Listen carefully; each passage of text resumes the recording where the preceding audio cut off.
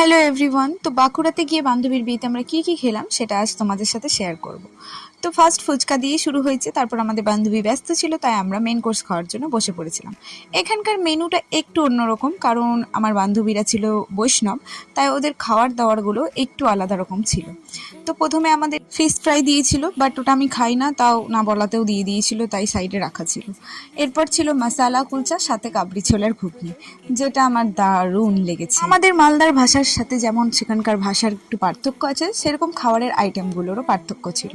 তো ছিল তারপর পোলাও আর চিলি মাশরুম। মাছ ছিল, বাট আমি মাছ খাই না, তাই আমি মাছ নিইনি। আর এই চিলি মাশরুমটাও দারুণ ছিল।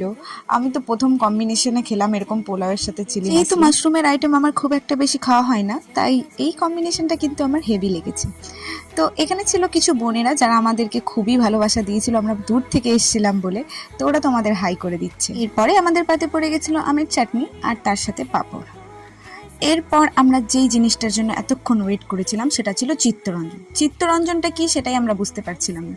ফার্স্ট টাইম ট্রাই করছিলাম, বাট দারুণ ছিল। তো এক্স্যাক্টলি ভাপা সন্দেশটাকে ওখানে চিত্তরঞ্জন বলা হয়।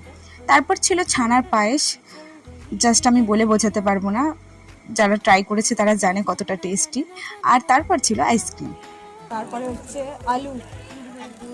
আলু তো বলে দিলে। আলুই বলে, হ্যাঁ ঠিক আছে। বৃষ্টি, জল জল পড়েছে। তারপর তবে আমরা আমাদের ভাষার পার্থক্য করছিলাম, আমাদের জিনিসগুলোকে ওখানে কি বলা হয়। তো দেখা হচ্ছে আবার নেক্সট ব্লগে, টাটা।